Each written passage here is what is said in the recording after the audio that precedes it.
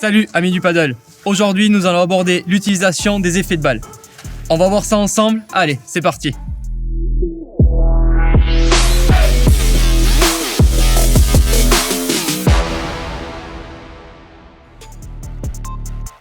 Ton objectif, c'est de comprendre ce que l'on entend par effet de balle et les utiliser à bon escient. Allons voir ça.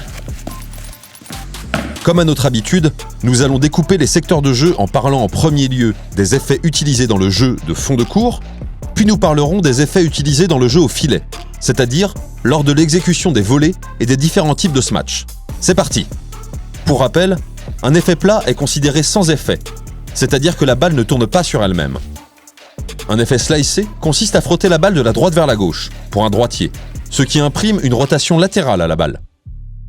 Un effet lifté est exécuté en frottant la balle du bas vers le haut, ce qui imprime une rotation vers l'avant. Un effet coupé est exécuté en frottant la balle du haut vers le bas, ce qui imprime une rotation arrière à la balle. Classiquement, dans le jeu de fond de cours, les frappes coup droit et revers se font majoritairement à plat, voire légèrement recouvertes, donc en imprimant un petit effet lifté. Cela veut dire que la balle tourne légèrement en rotation vers l'avant.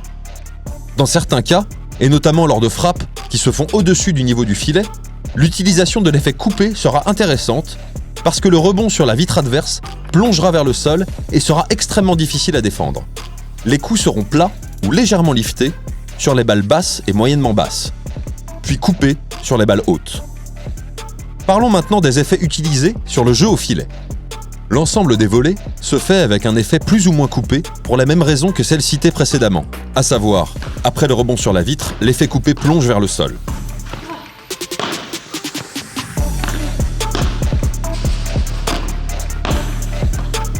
En ce qui concerne les smash, les plateaux ou banderas se font plats ou coupés si possible. Certains joueurs confirmés pourront même utiliser l'effet slicé, qui imprime une rotation latérale. Ce type de smash s'appelle la vibora. Enfin, les smash puissants de finition sont frappés soit plats, pour donner à la balle une grande vitesse, soit avec un effet lifté, pour que la balle remonte très haute après la vitre, ce qui peut faire sortir la balle de la structure, ce que l'on appelle un par 4. Ou revenir dans votre propre camp. Ainsi, la balle n'est pas défendable par l'équipe adverse. Ce qu'il faut retenir pour les effets au paddle. La maîtrise des effets permet une progression. Les effets sont de différentes natures, coupés, liftés, slicés ou latéraux.